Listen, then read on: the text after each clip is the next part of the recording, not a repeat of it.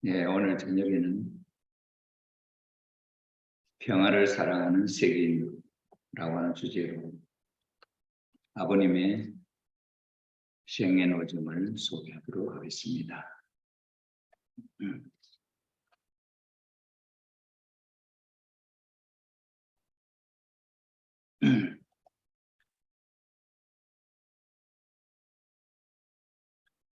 예, 2000년 전에 오셨던 예수님이 초림으로서 에덴 동산에 하나님께서 창조하셨던 아담과 해와가 타락함으로 말미암아 인류의 참된 조상의 자를 잃어버리고 거짓 조상이 됨으로 말미암아 그로 인해 태어난 모든 인류는 사탄의 자녀가 되게 된 것이지요.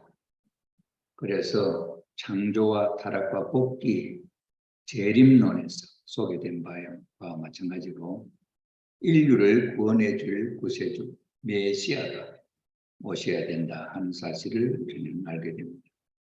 그러한 메시아로 오셨던 분이 2000년 전에 예수님이었습니다.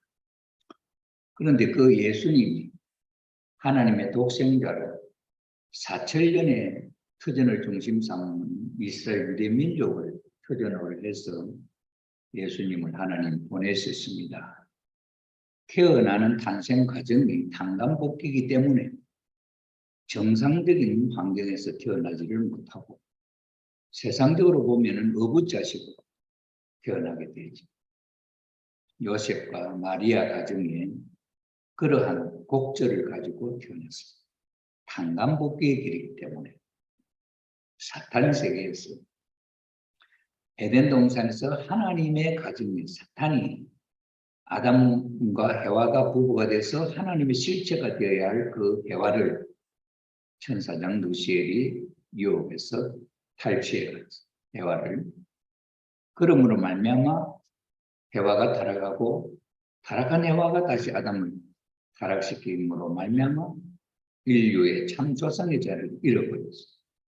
잃어버렸기 때문에 거짓 자녀로 사탄의 자녀로 태어난 인류를 하나님의 자녀로 다시 태어나게 하려고 하면은 메시아가 하늘로부터 원죄가 없는 메시아가 이 땅에 오셔서 우리를 다시 낳아줘야 하나님의 자녀로 다시 낳아줘야 우리가 하나님의 자녀가 될 수가 있습니다. 그제도 봤습니다만 우리는 하나님의 양자, 하나님 앞에 양자가 된다는 이야기가 로마서에 나오죠. 그 이야기는 하나님의 자녀가 아니다. 사탄의 자녀로 태어났던 우리가 하나님의 자녀, 양자로 된다 하는 그런 이야기였습니다. 이런 입장에 의해서 메시아를 하나님이 유대민족 가운데 보냈지만은 그 보낸 메시아를 예수님을 그 메시아가 오신 예수님을 믿지 않았죠. 그래서 이스라엘 유대 민족이 예수님을 불신하게 되죠. 불신하게 될 때 그 불신하는 이스라엘들에게 내가 메시아다 하는 것을 알는. 그래서 요한복음 14장 11절에도 자기를 믿어 예수님 나를 믿으라고 하는 믿지 않으니까 그러면은 내가 하는 일을 믿으라. 그러면 내가 아버지 안에 있고 아버지께서 내 안에 있는 것을 믿을 수 있다. 그래서 그렇지 못하겠거든 행하는 그 일을 인하여 나를 믿으라. 그래, 나를 믿지 못하니까 그 일을 믿으면 아버지가 내 안에 계셔서 하는 것을 알겠다. 그런 얘기를 하죠. 이런 입장이기 때문에 다음에 오시는 재림주님도 어제 재림론에서 소개를 했습니다만은 언제 어떻게 어디로 올 것이냐. 그럴 때 성경에는 구름을 타고 하늘로부터 올 것이다 하는 예언도 있고 또 여인의 몸을 통해서 태어난다 하는 이야기도 있고 두 가지로 양면으로 예언되어 있었습니다. 그런데 이스라엘 민족은 육신으로 태어나는 것이 아니고 하늘로부터 구름을 타고 오는 주님을 기다리고 있었단 말이죠. 그런 이스라엘 유대민도 지상에 살고 있는 사람들이 생각하는 반하고 하나님이 보내는 섭리 내용하고 맞지 않아요. 그러니 이스라엘 유대민족이 그 예수님을 믿지 못했다.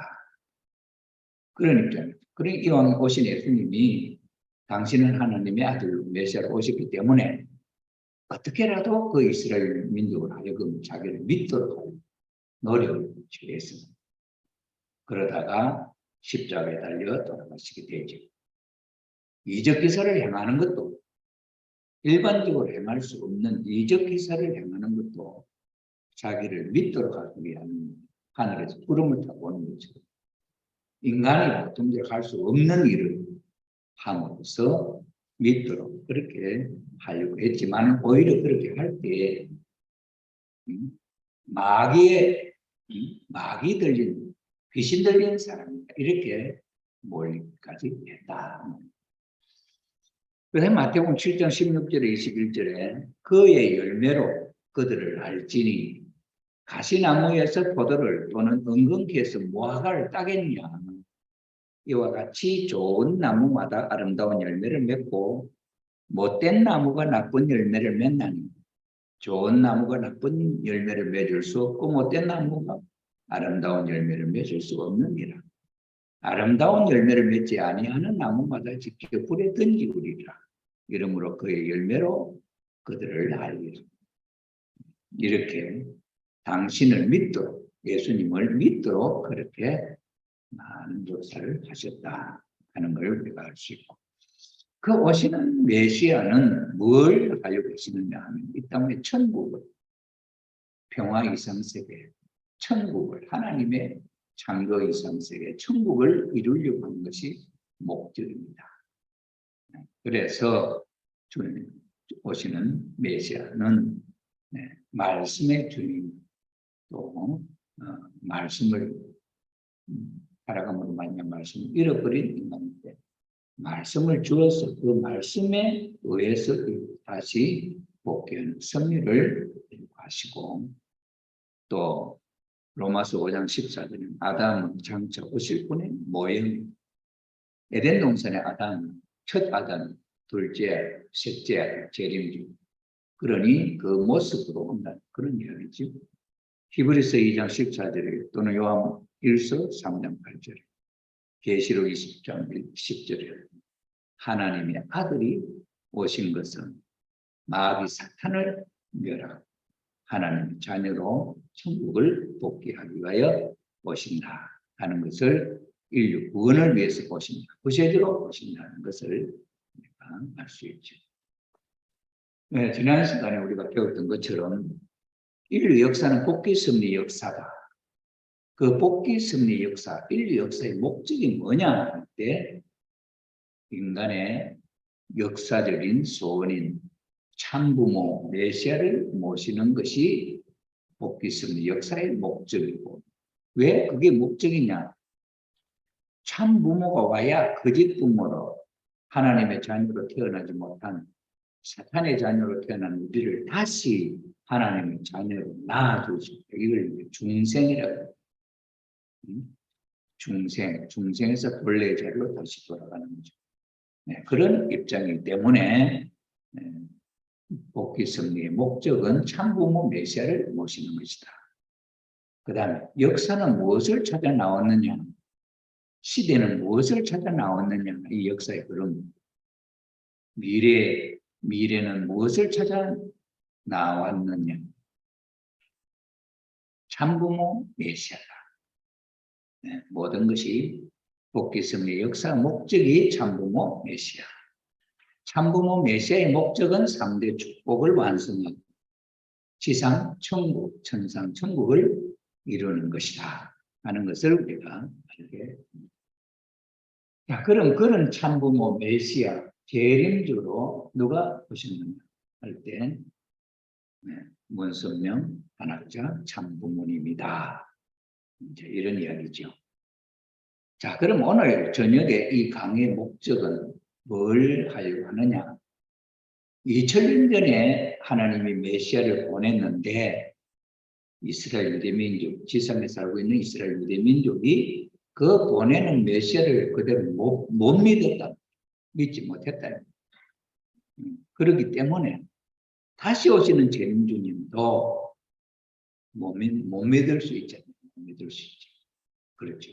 그래서 성경에 보면 주님 오면 버림을 받는다. 세상에 마지막 때 주님 올 때 믿음을 보겠느냐? 성경에 이런 면이 있죠. 마지막 때 구름을 타고 주님 오시면 온 세상 사람이 다 볼 수 있고 다 믿을 수 있는데 이 지상에서 생각하는 그 인간들의 생각대로 오지 않는다. 그러니까 믿지 못하지. 그래서 재림주님을 오셨던 참 아버님과 어머님도 이 오늘 기독교 성도들이 믿고 있는 그 관점으로 나타나지 않기 때문에. 그래서 예수님이 내가 하는 일을 봐. 나를 못 믿는다 할지라도 그러면 내가 하는 일을 봐. 내가 하는 이 일이 하나님의 일을 하면은 내가 하나님을 보내서 내가 본 사람인 것을 알 수 있다는 그런 의미죠. 이래서 오늘 저녁에는 아버님, 어머님이 어떻게 참부모 메시아가 되느냐 하는 것을 우리가 소개를 하려고 합니다. 그러니까 아버님은 6천년의 역사가 아담으로부터 하나님이 인류를 구원해 오시는 그 섭리하고 이게 연결이 돼요. 연결. 이걸 통해서 참부모님이 메시아다. 그 이야기를 하는 거죠. 예수님도 그랬어요. 요한복음 5장 39절에 보면은 하도 이스라엘이 안 믿으니까 구약의 그 성경이 이 말씀 성경이 구약이 이 성경이 바로 나를 증거하는 거다. 예수님 그렇게 이야기했죠. 어떤 섭리를 통해서 내가 하나님 아들로 메시아로 왔다. 이렇게 못하고 그 구약 성경을 율법사, 교법사, 제사장들은 그 율법을 외우다시피 알고 있으니까 그 율법을, 그 성경을 봐라. 그 성경이 바로 내가 하나님의 아들이다 하는 것을 메시아라 하는 것을 알 수 있다. 이야기했던. 그런데도 이스라엘 유대민족은 아무 십자가에 나를 죽였거든요. 2000년 동안 흘러오면서 기독교, 유대교의 믿음을 이어받은 기독교는 제2 유대교. 유대교의 그 믿음의 터전을 다시 이어받아서 발전시키고 연결시키고 나가는 그룹이 기독교다. 기독교. 그래서 그 기독교의 소망은 마지막에 예수님이 다시 오십니다. 신라무가 다시 오셔서 그런 걸 하느냐? 어린 양 잔치를 한다는. 그런 오늘 기독교 성도들, 제2 유대인 기독교 성도들은 다시 오시는 주님을 만나서 어린 양 잔치에 하늘로 공중으로 들려와서 어린 양 잔치를 한다. 거기에 소망을 갖고 있다.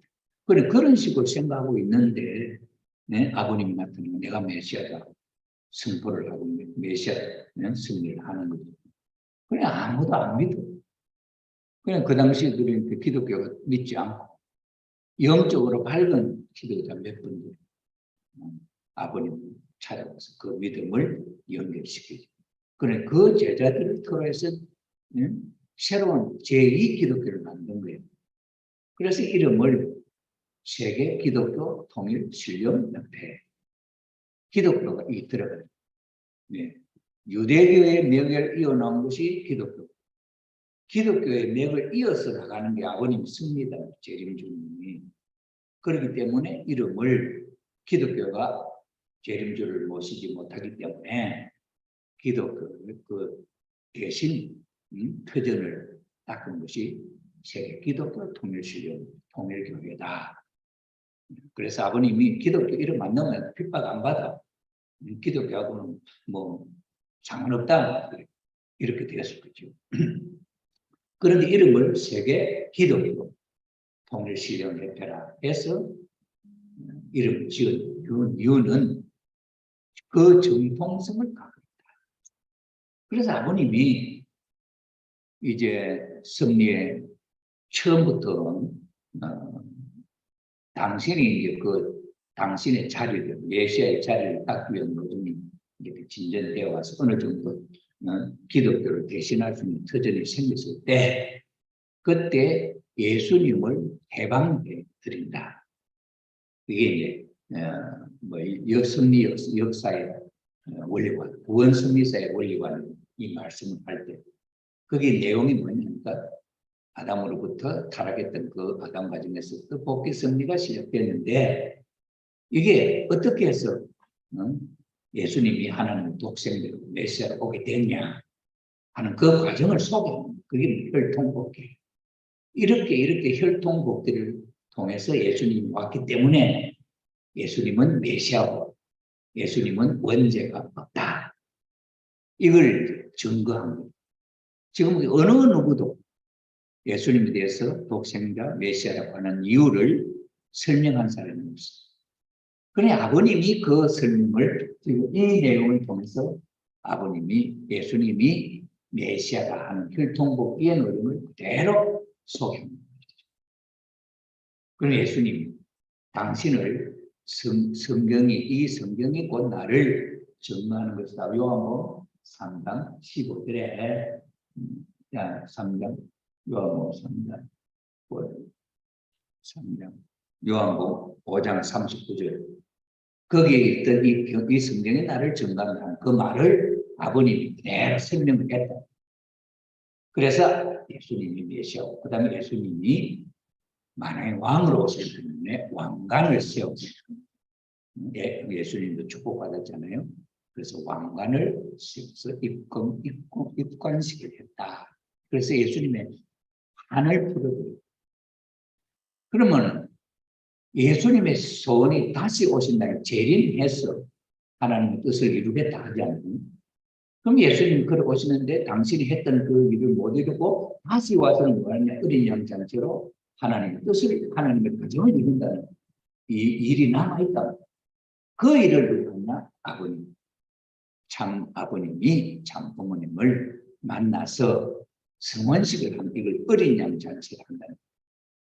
그래서 이 아담으로부터 노아, 아브라함, 이삭, 야곱을 거쳐서 베레스를 통해서 요셉하고 마리아 요 사이에 예수님이 하나님의 독생자로 태어난 역사가 아담으로부터 4,000년, 지금으로부터 2,000년 전 저 승리에서 하나님의 독생자가 여기서 태어나셨다. 그리고 이 태어난 예수님의 독생자 이 자리를 아버님이 상속받아야 되지 않습니까? 예수님이 태어나서 마을 부육간에 그 다음에 마리아를 통해서 어부자식으로 요셉은 어부아버지지. 그런 환경 속에 또 애굽왕 바로가 죽이려고 하는 상황 속에 애굽 피란을 가서 그때 헤롯은 죽이려 할 때 피란을 가가지고 쓰는 이래가지고 33년까지 살았었기 때문에 탄간복귀 승리는 아담의 한 가정에서 1대1 이루어야 할 내용이 실패를 하고 못 이루게 됩니다. 이게 다시금 승리를 새롭게 하는데 그 자리에서 바로 안 돼. 10대 1600년이라고 하는 시간을 병과해서 다시 시작합니다. 거기서 10수가 나와 10수가. 10수는 귀일수 다시 하나로 본래대로 돌아가는 의미가 있어요. 그래서 10대가 흘러서 노아 시대에 아담 가정에서 이루려고 하는 일을 그때 한다. 이렇게 되니까 아담 가정하고 노아 가정은 다른 사람입니다. 이 다른 사람이기 때문에 아담이 했던 일을 다 못했던 것을 대신해야 하는 거죠. 그러니 이런 승리의 시대가 이렇게 흘러오면서 중심 인물들이 이렇게 바뀌게 되니까 그때 선조들이 닦아놓은 그 공덕을 다음 중심 인물이 상속을 받아서 그 자리에서 출발한다. 그래서 저 아담 노아까지는 복귀 승리가 진전이 아닌데 오히려 악이 열매를 맺었습니다. 아브라함 때, 세 번째 아브라함 때 하나님이 아브라함을 중심으로 세워서 세 번째는 하나님 뜻을 이루어야 되는 완성 숫자가 상수. 그러니 인간 스스로는 사탄을 굴복시키고 원리를 찾아서 성사시킬 수가 없는 거예요. 몰라. 그래서 창조주로서의 책임을 지고 하나님이 사탄을 어떻게 굴복시키는지를 보여주는 거예요. 본보기. 그래서 아브라함, 이삭, 야곱의 믿음의 기대와 실체 기대를 세워서 야곱과 에서 사이에 장자권 복귀가 이루어지도록 하는 섭리가 이루어지는 거죠. 그래서 그 터전 위에 다말을 통해서 그들이 아브라함의 3대수 아브라함, 이삭, 야곱의 며느리가 다말이. 그런데 아들을 통해서 아니고 아들은 못하고 유다를 통해서 아브라함, 이삭, 야곱의 12자식 가운데 유다를 통해서 베레스의 혈통복 복중복귀가 사탄이를 엄마 뱃속에서부터 맏아들이 하나님의 아들이다 하는 조건을 찾아 세우는 섭리가 있었다. 그렇게 되어서 예수님이 태어난 거야. 2000년 섭리가 지났어. 그래서 예수님이 하나님의 독생자로 상동이가 아니고 하나님의 독생자로 태어날 수 있는데 그 태어나게 하는 하나님은 아들을 태어나게 할 수 있는데 그 아들을 누가 낳을 수 있냐? 낳을 수 있는 엄마가 아기를 낳는 엄마가 복귀되어야 됩니다. 원래 해와가 타락해서 사탄과 타락해서 악의 자식을 낳았습니다. 타락해서 악한 자식 해와가 돼서 아담과 또 타락해가지고 사탄의 자식을 낳았습니다. 그러니 그런 복귀이기 때문에 하나님은 아들을 낳을 수 있는 아기 씨는 복귀가 되는데 이 아기 씨를 받아서 아기를 낳을 여자가 필요합니다. 그러니 타락했던 해와가 복귀된 해와 있어야 됩니다. 그래서 그 복귀된 타락한 해와를 복귀한 섭리가 독생녀 복귀 섭리. 이거는 독생자 복귀 섭리. 독생녀 복귀 섭리가 아브라함의 부인 사라. 그 사라는 아담의 해와가 아담을 버리고 천사장한테 갔지 않고 그래 천사장과 하게 됩니다. 그러니 천사장한테 가 있는 여자를 다시 찾아오는 섭리가 있어야 됩니다. 그래서 아브라함의 부인이 사라가 부부인데 마치 애굽으로 갔을 때 어떤 입장에 남매와 같이 너와 나는 오늘 부부를 하지 말고 남매다. 이래가지고 애굽에 들어가는 거예요. 그래가지고 남매니까 이 여동생은 애굽 왕 바로 취해가는 거예요. 그래서 사탄이 뺏어간 조건을 취했어요. 애굽 왕 바로의 부인 자리에서 아브라함은 그 부인을 다시 찾아본다. 그럴 때 이 사라가 아브라함을 싫어하고 애굽 왕을 좋아했으면 복귀가 안 됩니다. 아담 해와가 사탄 천사장 루시엘을 해와가 좋아 안 하고 아담을 사랑하고 있었으면 타락 안 하는 거지. 그죠? 그런데 해와가 아담을 사랑해야 되는데 아담을 버리고 천사장을 취해갔다면 그래 스스로 그렇게 취해갔기 때문에 사탄의 부인으로 세웠대. 그래서 아브라함이 너는 나하고 이제 부부가 아니다 하고 애굽 바로에게 가라 준다. 애굽 바로에게 부인으로 이제 간 거야. 결혼식 하면 이제 3일 천할봉을 보내는 완전히 애굽 왕의 자기 부인을 취급하는 거죠. 그런데 사라의 부인의 마음속에는 나는 애굽 왕 바로하고 결혼 안 한다. 내 남편은 아브라함이다. 그것이 일편단심입니다. 그러니 하나님이 역사를 해서 이 사라를 애굽 왕 바로 돌려준다. 그러면 타락했던 해와를 다시 찾았다 하는 조건이 성립된다. 이것을 두 번이나 그랄 그랬다. 그러니 해와가 한 번 실수했지만 소생기 장성기를 놓고 볼 때 아브라함이 그들을 향하면서 쇠물을 들면 실수했어. 소생을 잃어버리고 장성 두 번째로 해서 그랄 왕이 가서 자기 아들 이삭을 번제로 드리는 조건으로 아담 타락해서 해와가 타락했던 것을 복귀해오는 조건 다시 세웠다. 두 번이나 이 사람은 해와가 잘못된 것을 그대로 탄감복귀했다. 그 다음에 이제 또 누가 있냐 하니까 야곱의 부인이 리브가예요. 리브가. 이 리브가는 또 해와에 무엇을 복귀했냐 하니까 해와가 타락을 했잖아요. 그래 타락했을 때 그때는 중간이야. 사탄도 못 데려가고 하나님도 못 가는 중간 입장이었어. 그렇기 때문에 이 중간 입장에 있는 인간이 어떤 조건을 세우느냐에 따라서 하나님 편이 될 수도 있고 사탄 편이 될 수도 있는 거예요.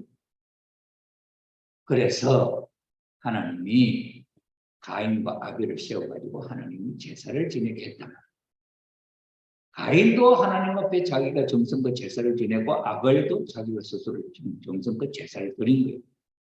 둘 다 똑같이 했어요. 그런데 하나님은 가인의 제사는 안 받고 아벨의 제사를 받았다. 그럼 이유가 있어. 왜 그러냐면 인간적으로 생각해 보면 이거는 나는 뭐냐면 양고기하고 곡식하고 차이. 다른 것은 약간 인간은 다 똑같아. 아담의 자식이니까. 그다음에 작은 아들이니까. 다 똑같는데 무엇이 다르냐? 재물이 달라, 재물이.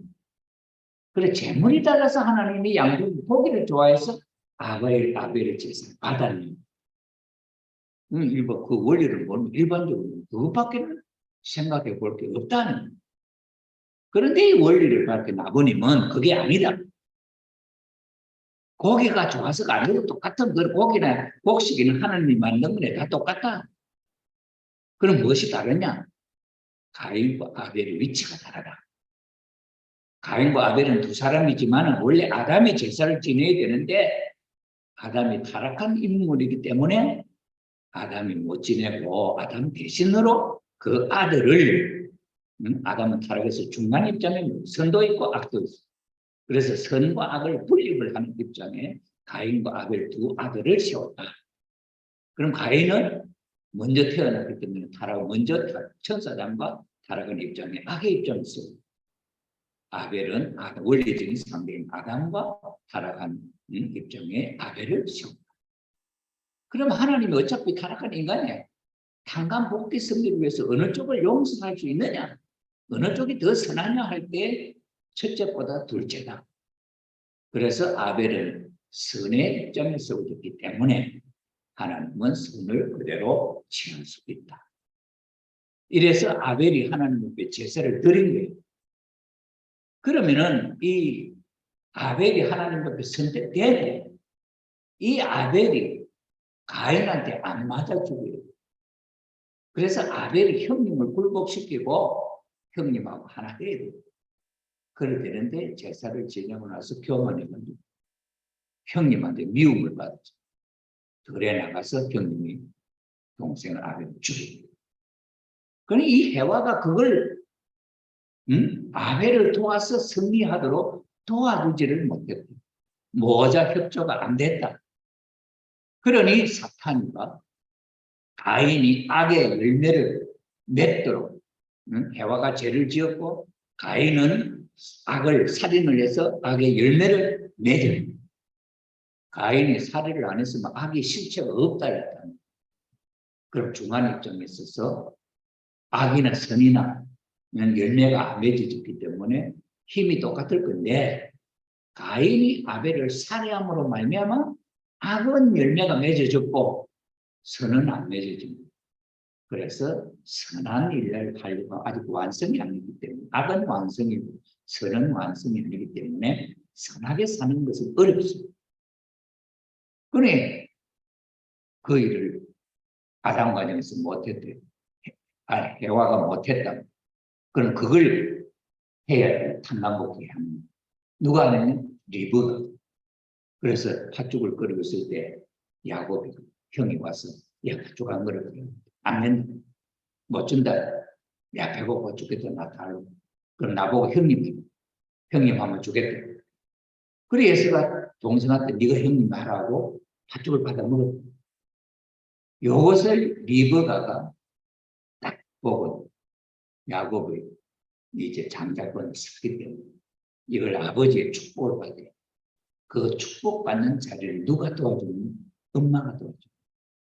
그래서 예수가 이삭이 큰아들 예수에게 너 사냥해가고 와서 맛있게 음식을 해오면 내가 축복해줄게. 이 소리를 부인 리브가 들었다. 그 소리를 듣고는 동생 야곱을 불러가지고 네가 축복받아라. 이래서 어머니가 야곱을 도와서 그 축복을 맏아들이 받게 도와줬다. 이게 두 번째 엄마가 해와가 못했던 것을 복귀한 거예요. 그 다음에 세 번째 또 뭐냐? 이 해와는 하나님의 축복, 아담과 해와를 통해서 하나님의 실체가 되고 하나님의 축복을 받아서 이 세상 하나님 나라가 되는, 하나님 가정이 되고 하나님 나라가 되는 복을 다 주었는데 이 복을 헌신자까지 버리고 사탄 앞에 갔다. 그렇기 때문에 그것을 이제 복귀해. 축복을 귀하게 여기는 마음, 다시 복귀를 해요. 축복을 대수롭지 않게 버렸으니까 그걸 귀하게 찾아와요. 그 일을 한 게 누구냐? 다말이 합니다. 다말은 아브라함, 이삭, 야곱, 에서와 야곱의 실체기대가 세워진 승리적인 터전이 있잖아요. 그 승리적인 터전을, 하나님의 축복의 승리적인 터전을 유지하고 계속 상속받아 그 일을 만면을.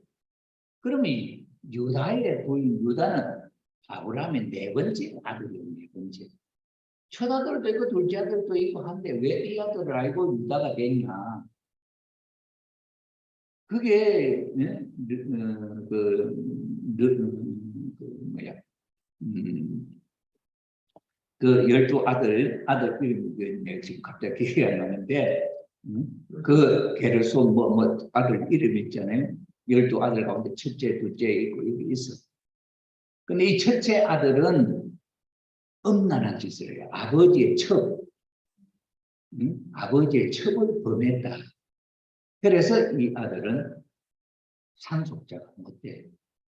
두 번째, 세 번째 아들은 또 어떤 일이 있었냐니까 이방 족속에 있는데 자기 아들 하나가 딸이 하나 있었는데 딸이 밖에 나갔는데 그 이방 족속의 남자가 이 여자를 겁탈을 한 거야. 사랑해가지고 좋아한 거야. 그래서 결혼을 하려는 거야. 그래서 결혼을 하려는데 이 딸 집에 부모의 허락을 받아야 돼. 그래서 그쪽 아들 아버지가 와서 우리 아들하고 이 집 딸하고 결혼시켜 주세요. 그럼 당신들은 우리 이스라엘 대민족이 아니지 않냐? 우리는 성별한 민족이고 당신은 일반 민족이니까 할 수 없어요. 그럼 우리는 어떻게 하면 할 수 있느냐? 그럼 너희들 남자는 전부 다 할례를 해. 남자의 양복벗을 찢어 할례를 합니다. 그래 할례를 해. 그럼 하겠다. 그래 할례를 해서 이 아들아 결혼을 시키겠다고 약속을 한 거예요. 약속을 해놔놓고 그 사람들이 전부 다 나 사내 아이는 전부 다 남자 어른들도 전부 다 이 할례를 했는 거예요. 그러니까 살갗을 막 지금 같은 마취를 하고 하지만 뭐막 무작정 이렇게 자르는 게 얼마나 아프고. 그래가지고 아파가지고 통증이 있어서 어쩔 수 없는데 그때 쳐들어와서 그 남자들 다 죽이고 이 두 사람. 그러니 아버지가 그 잘못된. 그래서 그 두 아들이 축복을 할 수 없었다. 그래서 첫째, 둘째, 셋째는 못하고 네 번째 아들이 그래서 유다가 아브라함의 그 축복의 혈통을 연결시키는 자리에 세워졌고 그 사명하는 며느리가 누구냐? 다말이에요. 그 다말이 남편이 아들 못 놓고 죽었어요. 안 돼. 그래서 시아버지를 유혹해가지고 장녀로 변경해서 아기를 낳는. 거기서 태어난 게 베레스. 베레스는 엄마 뱃속에서 동생이었는데 형님 바꿔서 태어난 거예요. 그래서 다말은 해와가 축복의 활동을 귀하게 여기지 않은 것을 복귀해 찾아왔다. 그러니 해와가 잃었군요. 거의 다 찾았잖아요. 그런 조건 위에 2000년 뒤에 실제로 이제 하나님 아들이 태어날 그때는 조건은 다 복귀해놔요. 하나님의 아들이 태어날 수 있는 여자도 하나님의 선택을 해서 그 자리에 세워지는 여자가 되면은 그 복종의 여자를 아기를 심을 수 있는 조건이 다 갖춰집니다. 베레스 태어날 때. 그래서 베레스가 태어날 때 장적 남자 아기씨도 복귀되고 여자 아기씨도 복귀가 됩니다. 그러면 실질적으로 누가 그 일을 맡아서 아기를 낳느냐? 낳는 여자가 해와와 같은 1대1 탄광복귀를 해요. 해와는 요셉하고 아담하고 해와는 약혼한 사이하고 부부가 돼요. 그때 17세 내 타락했답니다.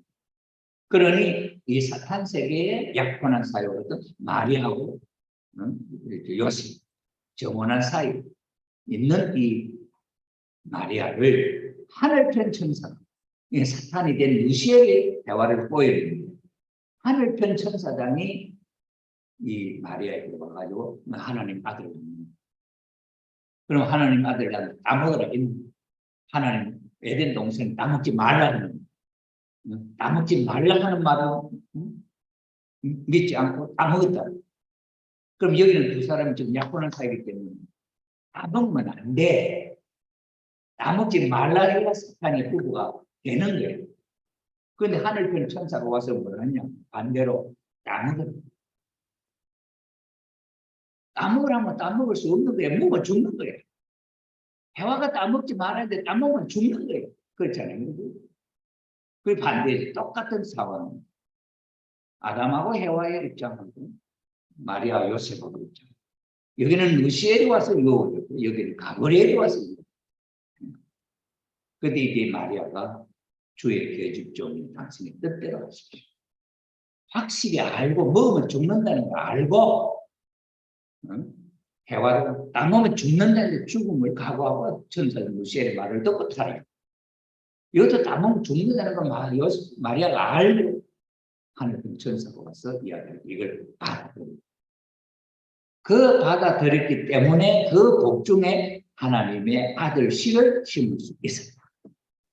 그 해와는 타락했던 모든 것을 총체적으로 그 환경과 똑같이 일대일로 만들어 놓은 상황이 요셉하고 마리아 사이에 가브리엘이 와서 한 이야기로서 하나님의 그 마리아의 복중에 아기가 태어났는데 그 애는 하나님의 아들이다.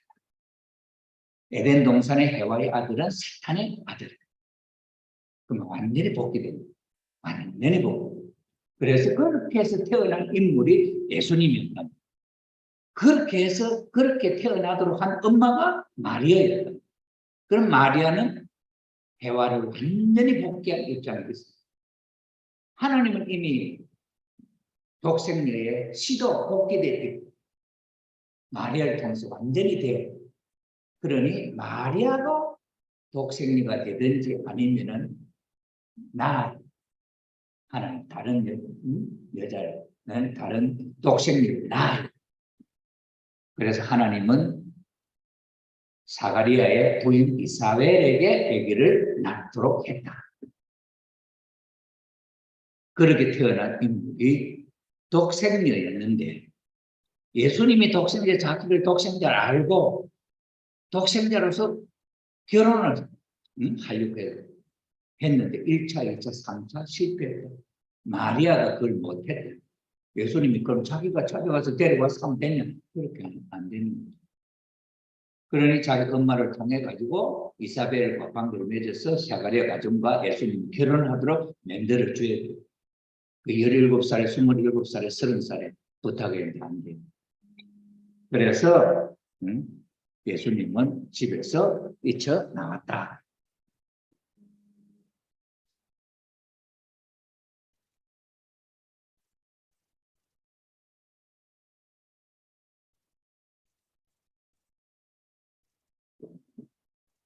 그랬죠. 그래갖고는 이제 해화를 복귀하려다가 죽었다면, 그럼 돌아가시면서 내가 다시 오면, 다시 와서는 뭐 하냐? 신부를 찾아서 어린 양 잔치를 하겠다. 여기까지가 탄감복귀 승리가 어디까지 진전이 됐냐? 예수님 때 독생자, 독생녀가 태어나서 30세까지 자라는 거 다 됐다. 독생녀도 태어나서 자라는 기간이 있었고, 독생자도 태어났던 과정이 있고, 이렇기 때문에 재림 때에는 태어나는 문제는 이제는 필요 없다. 어디 누구든지 하나님이 어떤 일을 다시 심을 수 있다. 필요한 사람입니다. 그것이 뭔 이야기냐? 한감복귀의 시대적 혜택에 의하여 예수님이 닦아놓은 한감복귀의 시대적 혜택, 한감복귀의 그 레벨이 신랑의 자리까지 나오는 게 됐다. 독생자도 신랑의 자리까지 나오는 게 됐고, 신부도 독생녀도 신부의 자리에 나오는 데까지 됐다. 이해됩니까? 이게 2000년의 역사를 통해서 준비되어 있으니, 때가 실체적 동시성으로 2000년이 지났어요. 예수님 이후에 실체 동시성 역사 2000년 있잖아요. 오늘 이 시점, 어제 재림론에 예수님이 태어날 수 있는 때, 독생자가 태어날 수 있는 때가 1917년에서 1930년 사이에 독생자가 태어난다. 그렇죠? 그래, 독생자 태어나면 독생자도 준비될 거다. 하나님, 예수님 독생자가 태어났는데 독생자 준비도 안 하고 결혼을 누구 하고 하냐? 아무나 하고 할 수 있냐? 못한다. 독생자, 독생자가 복귀돼서 해야 돼. 아담, 해와가 결혼해야 되는 것이지 아무나 안 해요. 그러니 예수님 33년 아무나 하고 결혼을 못해. 여자가 많지만은 독생녀를 만나야 돼. 그래, 아버님도 말이에요. 아버님도 성혼식을 하기 전에 결혼식을 했잖아요. 그것도 다 기독교 목사를 세워가고 하나님 누구하고 결혼하도 그렇게 했기 때문에 한 거예요. 그러니 이혼을 안 한다고 아버님은 몸부림쳤죠. 그런데 사탄식에서 이혼을 아버님 이혼을 당했다. 그거는 성혼식이 아니다.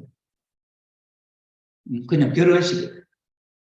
그래, 어머님을 만나서 40세, 독생녀는 17세, 40세 넘으면 안 되고 17세 넘으면 20세 넘으면 안 되고 그 나이가 있어요. 그래서 그때에 아버님, 어머님이 독생녀로 만나서 성혼식을 하는 것이 어린 양 잔치다. 이것이 성혼식이다. 그래서 그 연결되는 이것이 한감복귀의 시대적 혜택에 의하여 아버님, 어머님은 그렇게 태어났는데, 그래, 태어났는데, 문경계 부부를 통해서 아들이 낳았다. 문용명, 태어나서 이름 용명이었어. 그런데 그 용명이라는 아들이 재림주가 돼요, 재림주. 그래서 아버님 살할 때, 16살 때 될 때까지는 뭐 그런 의식이 없어. 메시아는 그런 거. 그저 인류를 위해서 착하게 살려고 그런 마음으로 사는 거예요. 그런데 16살 때 딱 됐을 때 묘도산에서 정성을 들이고 있는데 예수님이 나타납니다. 예수님. 그래서 예수님이 나타나면 당신이 내가 해야 될 일을 당신이 맡아주시오. 그 아버님이 난 그런 일 못한다. 두 번이나 반대를 거절하니까 당신이 하면 안 되면 꼭 맡아달라. 그래서 맡기로 했다. 16세. 그때 아버님은 이제 예수님, 독생자 예수님, 인류의 조상 생각합니다. 그전에는 그냥 착한 사람이에요. 선하게 살려고 몸을 친 사람. 자기는 그렇게. 그런 메시아, 자가 메시아, 내가 메시아다 하는 거예요. 그리고는 준비를 하는 거예요. 메시아가 그때부터 나는 메시아다 하고 할 수 없어요.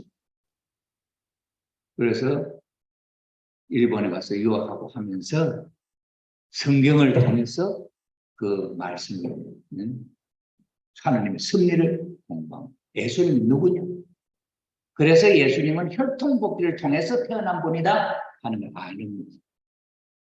그래서 이제 아버님이 메시아를 선포하고 메시아를 일을 하려고 하는데 기독교회가 받아들여야 될 기도죠.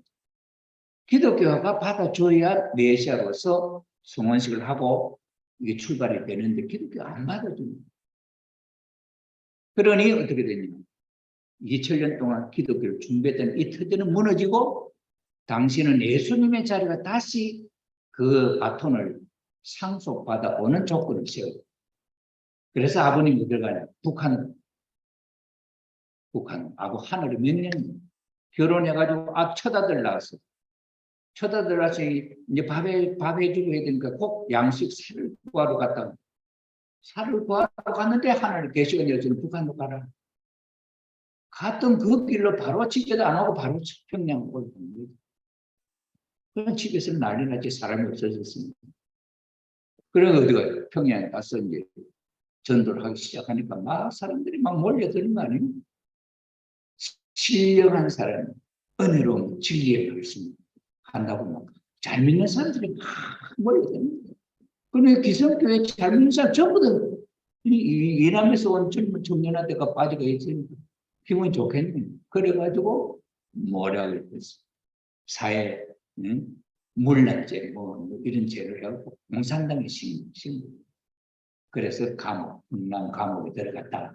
거기는 보통 건강한 사람도 1년도 못 된다고 죽는 그런 자리에서 3번이나 표창을 받고 모범 생활합니다. 그때 이제 12제자를 말을 하던 꿈을 통해서 이래가지고 12제자를 전도, 그 옥중에서 12제자를 전도, 12제자를 전도했기 때문에 예수님이 십자가 돌아갔을 때 12제자가 전부 다 부신을 흘러갔는데 그 흘러간 제자를 찾았다 하는 조건이 있어요. 그것이 감옥, 흥남 감옥의 죽음의 십자가 같은 죽음의 자리. 거기서 말을 통하지 않고 12제자를 전도를 했어. 전도를 했으니 6.25 전쟁을 통해서 흥남 감옥이 파괴되었어. 아버님의 앞제수까지 그 전날 사형을 시켰어. 다음날 되면 아버님이 이제 사형될 차례다. 그때 막 폭격을 하니까 미처 사형 집행 못하고 제수들 놔두고 자기들 도망가 버렸고 공산당.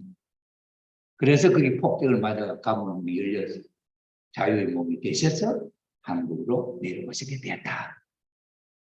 그러니 이 아버님의 이 일이 기독교가 안 받아들이니까 그러니까 예수님이 나를 못 믿겠으면 내가 하는 일을 보고 믿으라. 그래서 했습니다. 그러니 예수님이 하신 저 모든 예수님이 하고 싶었던 일, 독생자로서 구아담으로서 독생녀를 만나서 신랑으로서 어린 양 잔치를 하겠다는 게 예수님의 소원이 저 소원을 아버님이 알아서 이루어드리는 거예요. 그러니 그 예수님을 안 믿었을 때 나는 내가 하나님이다. 그다음에 내가 못 믿거든 내가 이런 믿으라 보고 믿어라. 그다음에 나와 같이 하면 친구요, 나와 같이 하면 하나님의 자녀가 된다 하는 이야기들 예수님 합니다. 그러니 아버님이 하신 말씀입니다. 아버님의 3대 생활 목표가 있죠. 그 3대 생활 목표가 뭐냐? 제2의 하나님, 제2의 예수님이 되자. 그 다음에는 우주주간 바라기 전에 자주간 완성입니다. 첫째, 둘째는 제2의 예수님, 제2의 하나님 되자. 셋째, 솔로몬의 지혜와 베드로의 믿음과 예수님의 사랑을 수. 이게 3대 목표에서 아버님 생활 목표. 그래 아버님 말씀에는 이 이야기는 당신의 마음속에만 두고 이거 실천을 해서 이걸 이루어야 말씀을 한다는. 그럼 아버님이 저렇게 내 생활의 3대 목표가 이것이다 할 때는 당신은 저 목적을 이뤘다는 거예요. 그래 아버님이 하시는 일이나 예수님이 한 이야기를 놓고 볼 때, 아버님이 하는 일로 놓고 볼 때 예수님이 하고 싶어하는 일을 그대로 하고 있지 않냐. 16세 때 부활절 날 예수님을 만나서 소명을 받고, 그 다음에 40세 때 어린 양 잔치를 했고, 그래서 참부모, 참부부, 참부모, 참자녀를 낳는 참가정을 만들었고, 이렇게 성원식을 하는 저 성원식을 6천년 만에 찾은 공식. 아버님의 생애 40년 동안 사탄과 싸워서 승리한 터전 위에 찾아. 그래서 그 공식의 첫 틀에, 참부모를 만드는 그 틀에 첫 제품이 찍혀 나온 것이 아버님, 어머님의 성원식이다. 그 틀에 다음에 찍혀 나온 것이 세가정이고 36가정이고 72가정이고 124가정이고 777가정이고 1800가정이고 통일교 축복가정이다. 아버님을 찍어냈던, 참가정으로 만들어냈던 그 공식에 의해서 하나님의 참가정이 되는 일을 하셨다. 자, 그런 터전 위에 아버님이 메시아냐. 오늘 아버님의 생애에 대한 이야기는 세상 기독교가 안 믿는 분이기 때문에 아버님의 생애를 보고 하시는 일을 봐서 아버님이 메시아요 참부모라 하는 믿음을 내가 마음속에 세워요.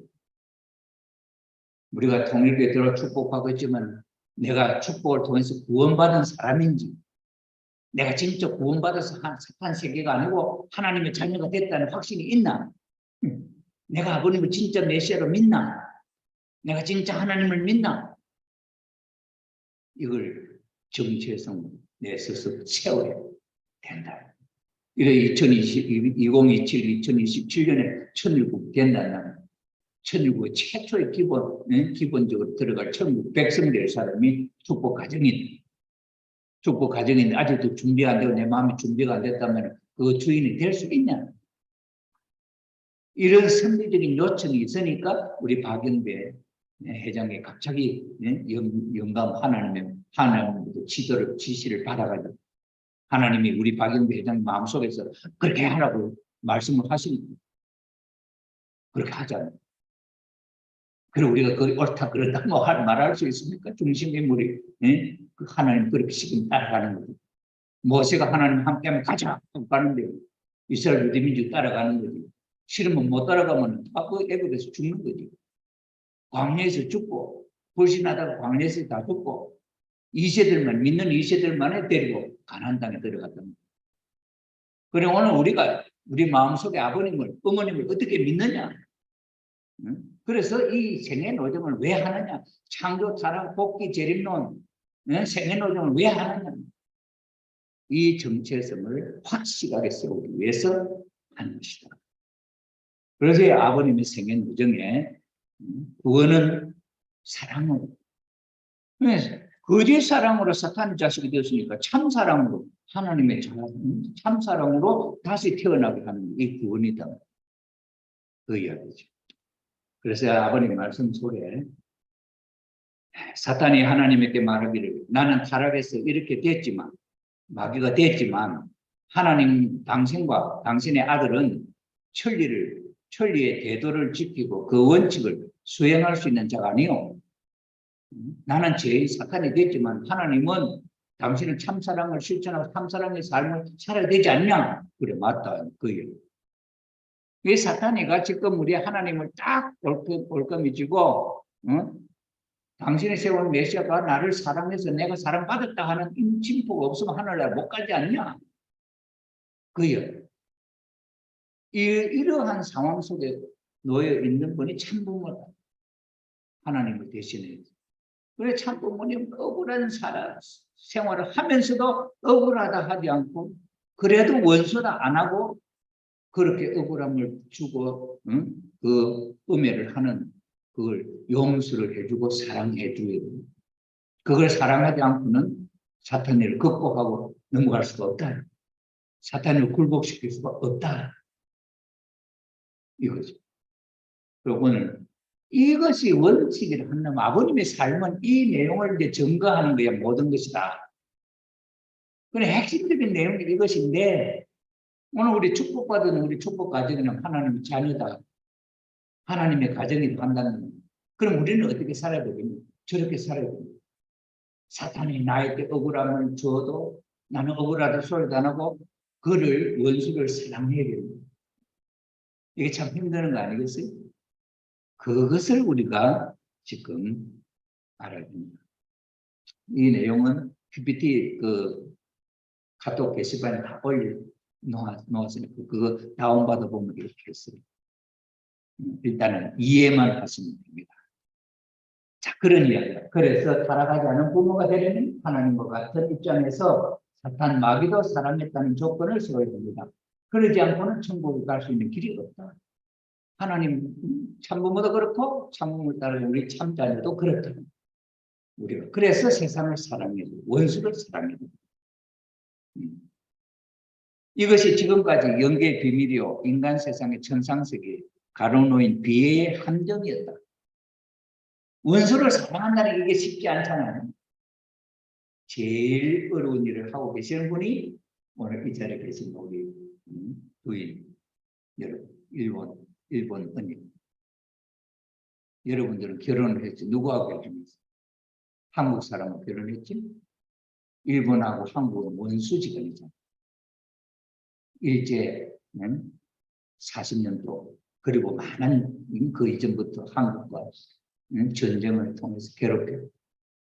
여기 우리 교회가 있는 이 근방에 여기 동래성 앞에 여기에 그 앞에 해저가 있어. 적들이 쳐들어올 때 거기 물이 있어가지고 바로 못 오도록 그 강물 만들면 마지막에 함락되면서 여기 살던 모든 성의 실체가 거기 다 한 곳에 묻어버렸어. 그러니 지하철 낸다고 그 파보니까 그게 몇 해골이 팍 나오는 발견이 됐지. 그 안에서 몰랐죠. 그런 사연이 있잖아요. 우리 고자와 권사님은 그 수안역을 건너가면 확 죽여라 하고 뭐 온갖 영적 괴로움을 당했잖아요. 원수기 때문에. 그런데 보통 사람이 원수를 어떻게 사랑해? 철천지 원수를 어떻게 사랑해? 죽어도 못한다는 거지. 그리고 우리 평화대사 어떤 한 어른이 자기 아들이 통일교회 축복을 받는다는 거예요. 그러니 아버지가 그러면 너는 일본 사람은 절대 하지 말아라. 그런데 실제로 일본 사람을 데려온 거야. 그럼 시아버지가 원수 때 며느리를 데려온 거야. 그러니 화가 나가지고 막 구박을 한 거야. 며느리한테. 1년, 2년, 몇 년이 간지 몰라. 그렇게 구박을 하던 시아버지가 어느 날 딱 되니까 딱 마음이 바뀌더라. 그런 친구가 봐도 이상하더라는 거야. 응? 당신 며느리를 그렇게 구박하던 요새 어째 그래 며느리를 사랑하냐고 그러니까 내 속에 이제 한이 풀렸다. 내 며느리인데 왜 내가 사랑하느냐. 내 손자 사랑하게. 이래가지고 그 원수의 마음이 탄감복귀에 대해서 바뀌었다. 이게 오늘 한일 축복 과정의 현주소. 한국 부인이 일본 가서 사는 것 여러분들보다 더 어려운 게 일본에 가서 한일 축복받은 부인들이 가서 사는 것. 내가 어른에 목회할 때 그때는 여학생이었는데 처녀가 내가 축복을 받아 일본 가서 살아. 그렇게 한국에서 성적도 좋고 신앙적으로 잘하던 사람입니다.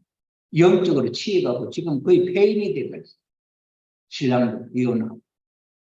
그리고 지금 일본에 요양병원 입원하고 있어요. 혈액 투석을 하는 지금 진행입니다. 이런 얼마나 어렵습니까, 여러분? 이게 원수의 이 개념을 그는 말은 하기는 쉽지. 참부모님이 원수를 사랑해야 된다 말은 하시기 쉽지. 당신도 원수를 사랑했지. 김일성이를 사랑하고 자기를 죽이려고 하는 적군파를 보내가지고 소련에서 고르바초프가 죽이려고 했던 그 적군파를 보냈던 고르바초프를 사랑하고 용서하고 우리가 상상하는 것보다 더 큰 사랑을 아버님 실천하셨지. 당신도 실천하고 당신의 말씀을 따르는 제자가 그렇게 실천하는 제자가 있나? 우리가 한국에서 살면서 아버님 말씀대로 하는 건 그래도 쉬워. 실질적으로 원수 나라끼리 독일하고 미국, 뭐 영국, 독일하고 영국도 전쟁, 2차 대전 전쟁했던 나라는 원수 나라. 전부 다 세계 국제계를 교차 교대를 원수끼리 결혼시키고 이걸 따르는 사람이 이게 한둘이가 아니야. 예수님은 당시 때 예수님 말씀 믿은 사람이 어디냐? 원수를 사랑하는 원수를 스테반이라든지 이런 사람은 자기를 죽일 때도 그냥 찬양하며 죽은 사람이 있어. 그 당시에 원수를 사랑한 거지.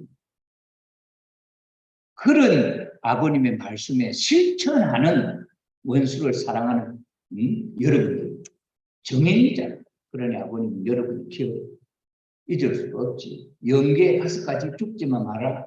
죽지만 마라는 말은 종교를 통일교에 떠나지는 마라. 고생하도록 참아라. 내가 영계 가서라도 내가 다 해결해 준다. 이런 아버님 심정.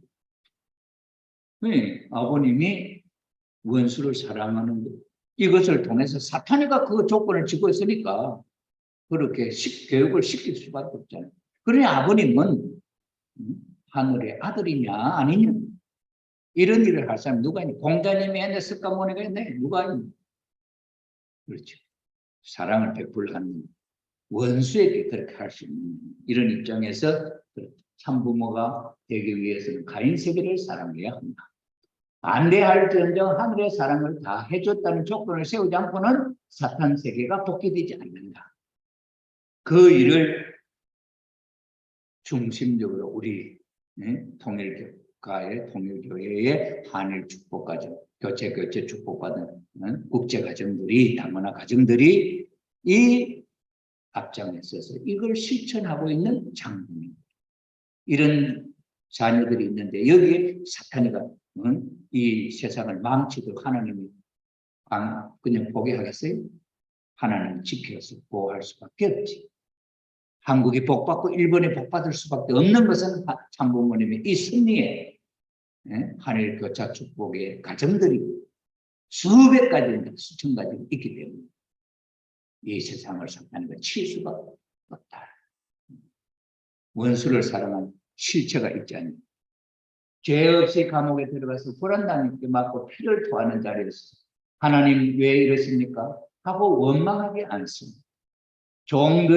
종들이 천만세에 반대할지라도 아들만은 그들 편이 되어서는 안 됩니다. 반대하는 사탄이 있는 것을 알면서 아들이 어떻게 하나님을 반대할 수 있겠습니까? 그렇지 않습니까? 죽더라도 아버지 편에 서서 죽어야 합니다. 어떤 어려움도 참고 견뎌 나오다 보면 아버지 앞에 말하고 싶은 것이 많이 있을 것입니다. 하지만 말하지 않는 것이 위대한 것입니다. 천성되는 여러분들이 힘들다 안 해도 하나님 알고 있어요. 그러면서도 아버지 걱정하지 마세요. 나는 이겨냅니다. 이렇게 승리한 사람이 승리한 삶의 길을 가기를 원하는 거죠. 죽음 길도 기쁨으로 가야 하늘이 찾아오지 우월하고 한탄한 입장에서 가게 되면 사탄이 따라옵니다. 거기에서 울고불고 했으면 하나님 와서 존경할 여지가 마음속에 없어지는 것입니다. 다리가 없어지고 사탄이 자리를 잡게 됩니다. 우리의 마음 자세가 쉽지 않지 않습니다.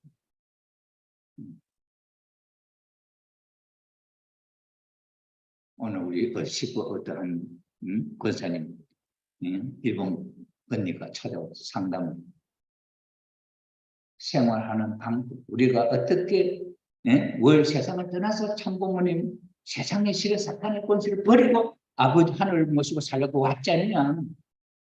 그럼 하늘이 이렇게 원수를 사랑해야 되고 하는 이 원칙 속에 우리가 살고 있는데 내 마음의 자세 오늘 하루의 삶도 내 하루의 삶이 거기에 기쁨과 예수님도 십자가에 달려 돌아가시면서 자기를 참 찌르는 그 순간에도 저를 하나님 용서해 주세요. 저 사람 몰라서 그럽니다. 이렇게 할 수 있는 마음이 자기의 참 배로 창으로 찌르는데 그 아픔을 참으면 어떻게 그 이야기 할 수 있는 이게 사망 죽음을 극복한 메시아의 삶 하나님 그런 삶으로 보시기 때문에 사탄이가 예수님한테 다시 침범할 수가 없는 아버님도 이것이 사탄이를 굴복시키는 비법이다 하는 것을 알 수가 있다.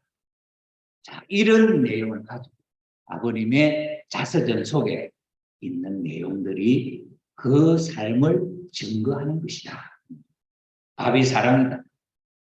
밥이 사랑이다 한 아버님의 가문이 어떻게 해서 할아버지가 며느리, 아버님이 어머니, 문경계 어머님이 그 밥을 시아버지 명에 따라서 그 밥을 지어갖고 길거리 가는 사람 다 되지만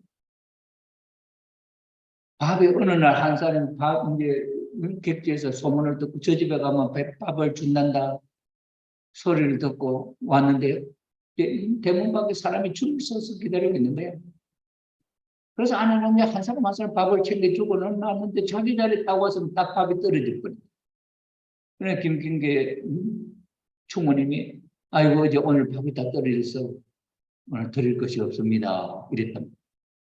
이러니까 그 밥 한 그릇 얻어먹으려고 그 배고픈데 그 멀리서 와서 지금 기다리고 있는데 밥을 없다 하니까 얼마나 상심이 되겠어요. 그래 그 소리 듣고 시아버지가 자기 밥상을 들고 와서 손님 이리 오시라고 자기 밥상을 내고 그러니 그 얻어먹는 사람이 그 주인이 먹을 그 밥을 내주는데 얼마나 마음에 감동이 되겠니. 이렇게 산 가정이에요. 이렇게 사는 사랑을 실천하는 밥이 사랑이라는 그 말을 한 손자가 태어난 아버님. 이런 환경의 아버님이었다. 어렸을 때 말에 이집 어느 집에 아기를 낳았는데 아기를 낳고 나서 이 첫밥을 해먹을 게 없다는 게 그 소리를 10살 어린 애가 그 소리를 들어서 자기 집에는 곡식이 있으니까 그러니까 그 소리 듣고는 아무 말도 안 하고 창고에 가고 사랑감을 들고는 그 애기 집에 가서 이거 갖고 밥에 잡수시오. 얼마나 감동되겠어요. 이렇게 사랑을 실천하면서 산 분이었다. 그런 사랑을 실천한 사람 중에 문용국 할아버지가 목사이고 이승만 대통령과 친구 33인 대표 가운데 들어간 분인데 그 정주의 그 교회 다 거기 가면 다음에 누가 끌어갈 사람이 없으니 자기는 문영국 스님 거기에 남고 다른 사람이 33인 대표로 들어가. 그런 그럼 어떤 사람은 옛날에 어떤 사람은 말이에요. 이 나라를 찾기 위해서 독립운동을 하는데 이게 내 일제 취하기 때문에 그걸 소문 없이 해요. 돈을 걷어가는데 발각돼도 그럼 죽고. 그러니 어떤 사람은 말이에요. 부잣집 자식인데 파락포가 됐어요. 술 먹고는 노름판에 가서 억만에 사는데 자기 집도 자기 클립도 재산도 다 팔아먹은 거야 이 사람이. 그래가지고 저놈은 팔았고 저놈은 천하의 나쁜 놈이라고 손가락질 했는데 나중에 알고 보니 그 사람이 독립 자금을 모아서 저기 어디입니까 저기 만주에 보내는 그걸 자기를 그렇게 미친놈으로 위장을 해서 그 일을 했다. 그래 나중에 그 욕하던 사람이 그 사람이 그런 일을 했냐고. 그래서 그 사람이 그런 일을 했다는 게 이제 드러나게 되어서 독립운동한 유공렬 그렇게 복을 받았다 하는 이야기가 국가로부터 유공훈장을 받았죠. 그 다음에 이제 아버님 일본에 가서 공부를 하고 있죠. 왜 그런 일본에 가서 공부를 했냐? 복귀 승리를 위해서 일본과 더불어 해야 할 일이 있습니까? 또 일본은 원수나라입니다. 원수나라에 가서 직접적으로 그 나라를 사랑하는 실천을 하고 온 분입니다. 아버님, 일본에 갔어요. 이런 사랑을 실천하는 그런 흐름을 이 자서전 속에 다 흘러가요. 눈물로 채운 마음에다 나는 사람들의 흐르는 눈물을 닦아주고 마음에 쌓인 슬픔을 없애주는 사람이 되고 싶었습니다. 그래서 아픈 사람이 있으면 그 사람은 어떻게 내가 저 병을 고쳐주게 할 거냐. 그러려니까 내가 의사가 돼야 되겠다. 내가 박사야 되겠다. 이랬습니다. 그러니 하나 자기 집에서 누님들이 막 갑자기 병이 나서 죽고 하는데 어떻게 더 손을 써볼 돈이 없잖아요. 그러니까 이 박사, 한 가지 박사가 안 되겠다. 만물 박사가 돼야 되겠다. 이러는데 막 난리가 나요. 짐승들이 죽어나가고 막 사람이 죽어나가고.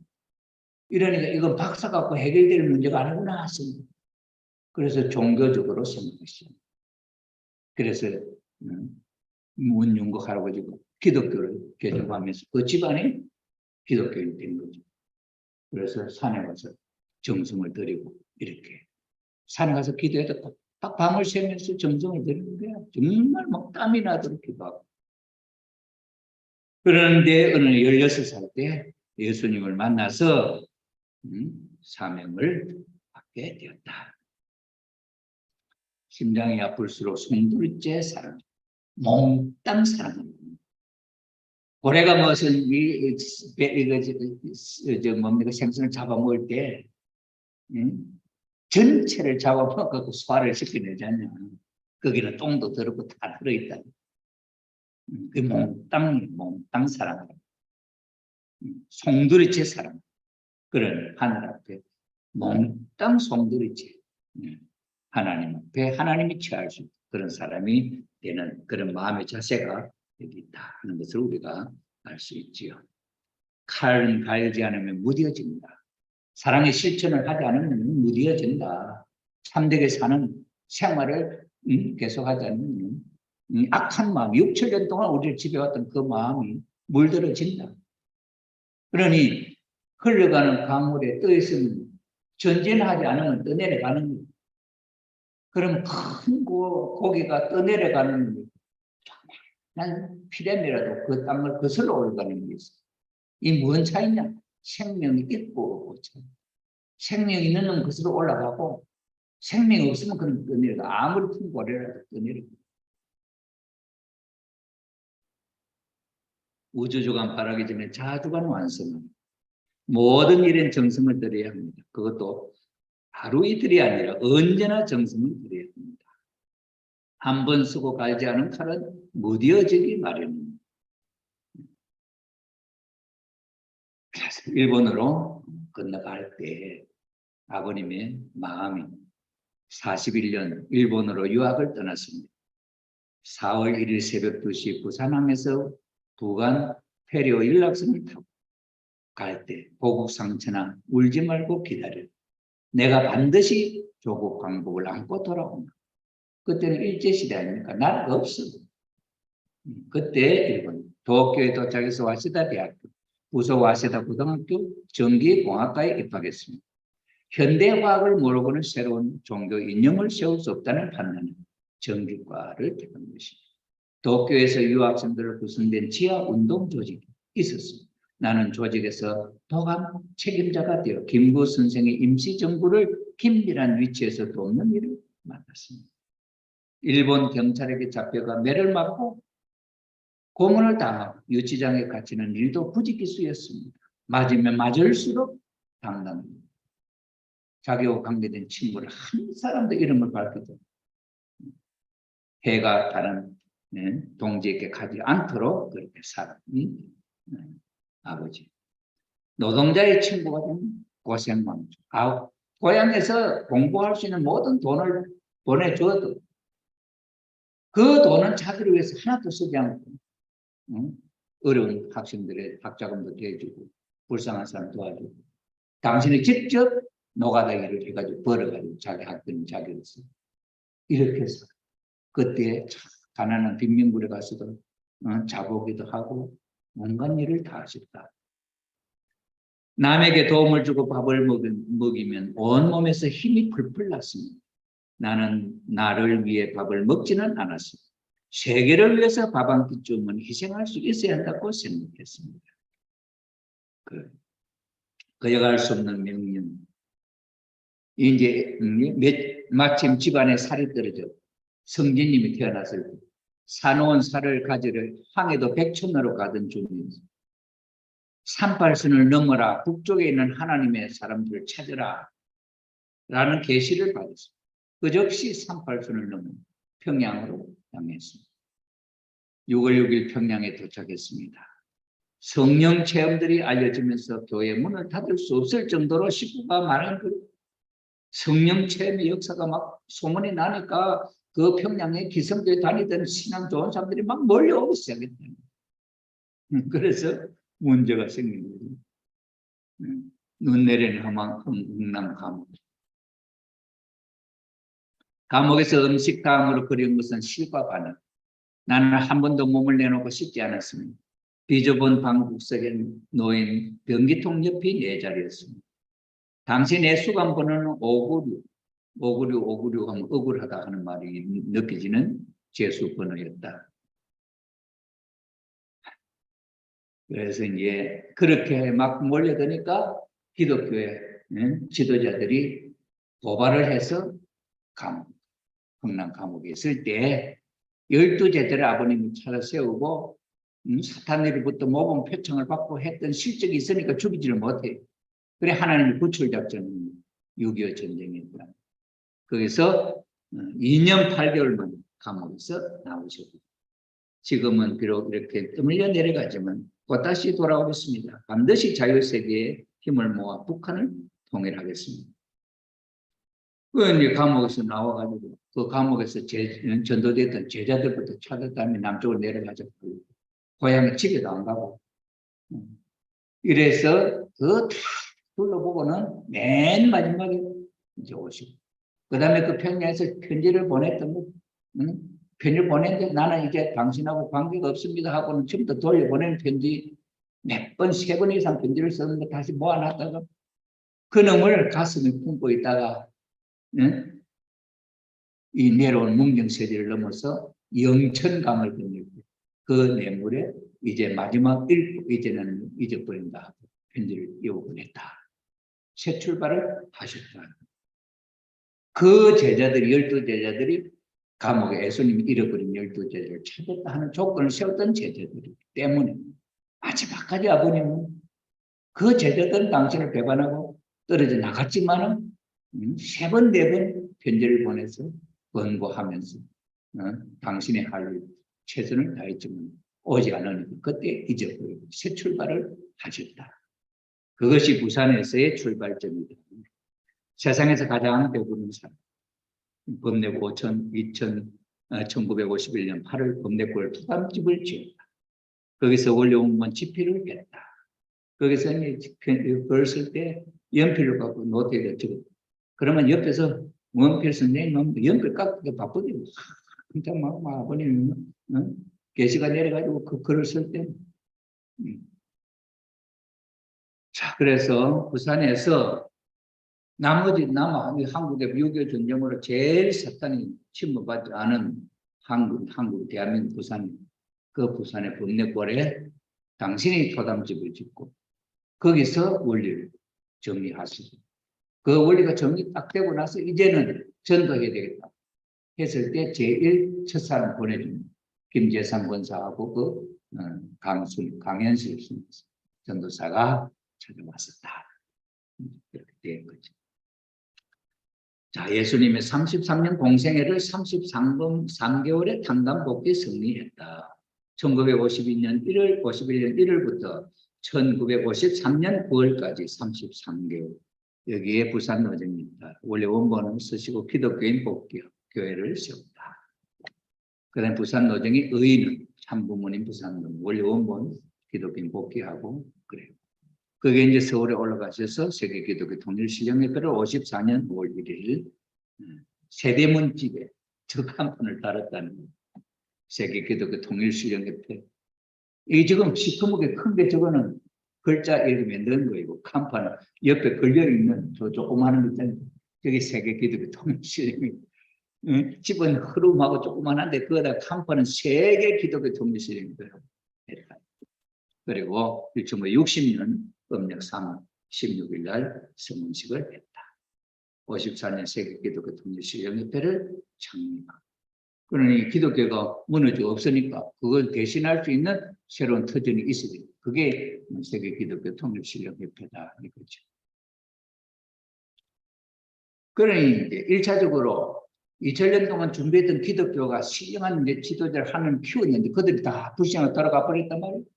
그러니까 그들 대신에 2세들을 찾아온 것이 이화여대 사건, 연세대 이대 사건에 그 학생들이 왔다 이제 하는 이야기죠. 자, 이거는 이 PPT에 다 나와 있으니까 여러분 읽어보시고, 또 이거는 아버님 자서전에 있는 이야기니까 그렇게 이해를 하시면 좋겠습니다. 한국에서 승리를 국가 복귀를 해야 되는데 안 되니까 세계 복귀를 위해서 미국을 보는 것입니다. 1974년도. 네, 그래서 30여 년 동안 미국에 계시다가 다시 한국으로 돌아오셨죠. 그래, 덴버리 사건이 생기죠. 덴버리. 이 덴버리 84년도 7월 22일 덴버리 연방교도소에 수감이 되셨는데, 이게 이제 그 미국에, 한국에서 미국을 갔으니까 메시아를 미국에 사탄이 가만두겠습니까? 어떤 뭐 조건을 구실을 갖고라도 하겠죠. 그러니 그 당시에 그 종교 지도자들이 전부 다 그 종교 지도자 이름으로 은행 부자를 개설하고 거기에 저금을 해놔놓고 이런 종교단체는 세금도 안 내고 그랬단 말이에요. 그런데 동양에서 한국에서 온 문선명 뭐 신영 종교의 지도자 밑에 개설이 그 사람들 전대에 있는데 세금이 뭐 700 몇 불인가 그런데 거기에 대한 세금을 내야 되는데 그것도 얼마 아니지. 그걸 안 냈다고 조건을 해서 아버님 감옥에 넣었어요.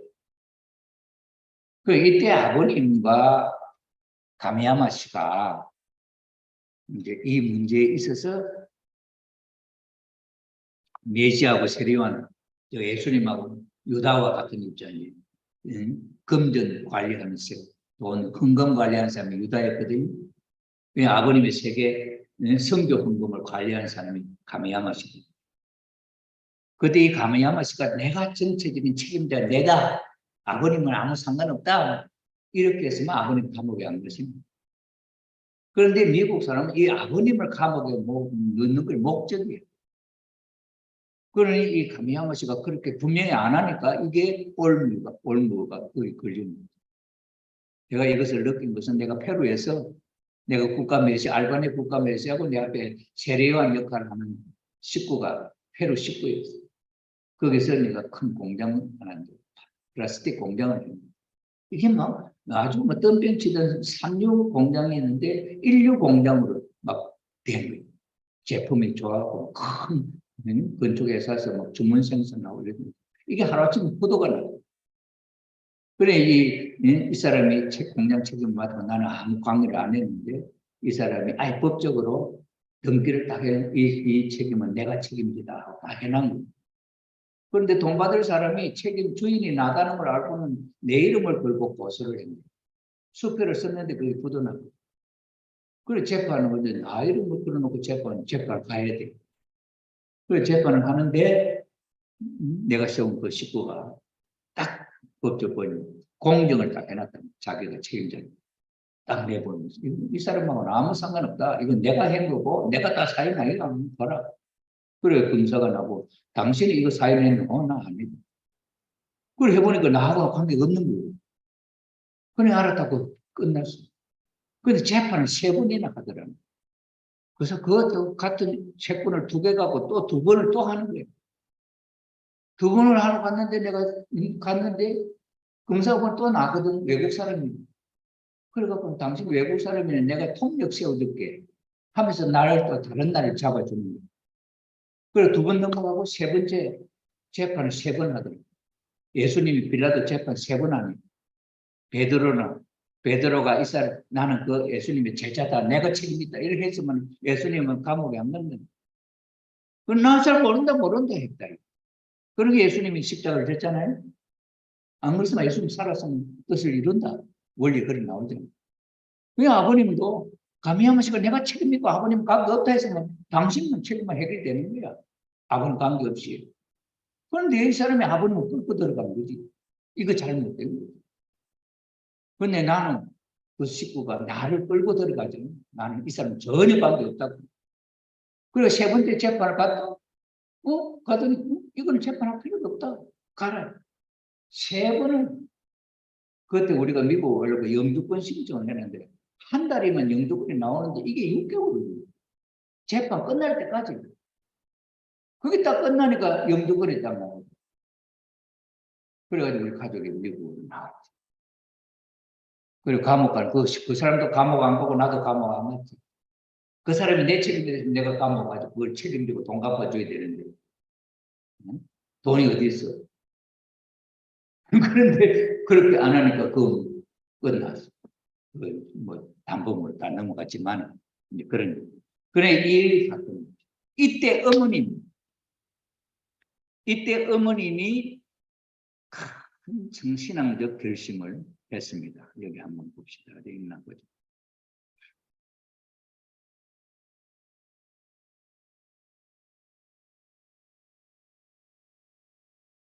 시간이 없기 때문에 아버님이 덴버리 가셨을 때 어머님이 어떤 마음의 자세였느냐 하는 게 여기 있습니다. 보자.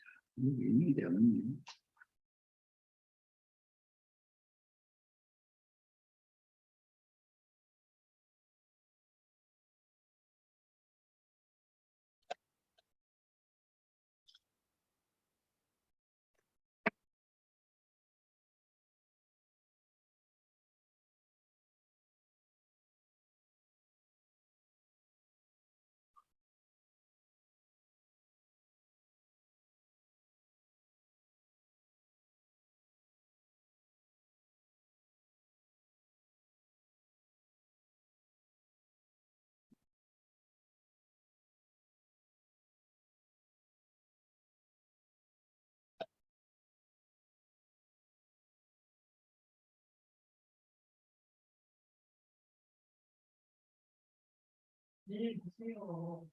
네, 알았어요.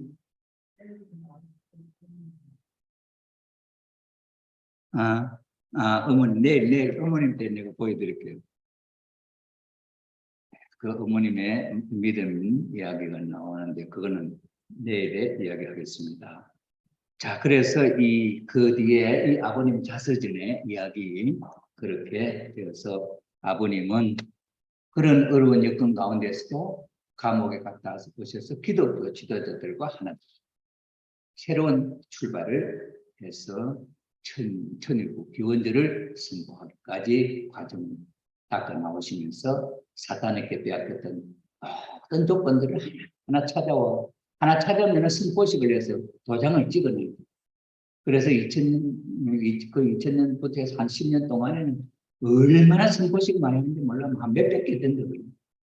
그래서 사탄에게 단 한 번 실수로 말미암아 타락함으로 잃어버렸던 것이 찾는 데는 그 한 가지를 다 찾아서 복귀해요. 그게 아버님의 죄를 노정입니다. 아버님 생애에 모든 것. 그래서 육지도 바다도 해양하는 식, 그다음에 뭐 이런 다 있잖아요. 반도하는 식, 대륙하는 식, 섬도서하는 식, 뭐 있잖아요. 그 맨 마지막 한 게 뭐냐? 남자, 여자 성기하는 식까지 있어요. 그래서 완전히 아담 해와로 말미암아 타락해서 잃어버린 것을 완전 100% 복귀해서 기원전을 세울 수 있는 터전을 닦았다. 이것이 아버님이 살아생전에 이제 그렇게 되고 아버님이 기원전을 보지 못하신 것은 그 말씀대로 천국에 들어갈 사람이 아무도 없었습니다. 그래서 아버님은 영계에 가서 이 문제를 책임지려고 영계에 가셔서 아버님은 영적으로 천일국을 세우는데 영계를 동원하시죠. 어머님은 지상에서 2013년 1월 14일 비원주를 선포하시게 되었다. 거기에 우리는 비원주 입적 축복을 전 세계 통일과 우리 축복 가정들은 13만 원 특별 헌금 입적 축복을 받을 수 있다. 저금같이 당첨되고. 그래서 완전히 우리는 천일국 백성이 되는 거지. 네, 그래서 무조건 아버님의 공덕을 우리는 무조건 들어가는데 우리가 들어가 있는 우리 스스로가 내 자신을 하나님의 자녀로서 부끄럼 없는 우리가 돼. 그런데 아직도 우리는 그런 정서, 그런 마음이 없어. 그래서 그런 마음을 우리 마음속에 심어주기 위해서 이런 특별 훈독 원리 수련회가 있게 되었다 하는 것을 이해하시고 오늘 저녁에 아버님의 생애누정을 살펴보고 내일은 어머님의 생애누정을 살펴보는 걸 해서 6일 동안 강의를 마치고 7일 마지막 일요일 날은 우리 이제 참여한 분들이 소감을 발표하는 예배로 할 겁니다. 오늘 참석하신 분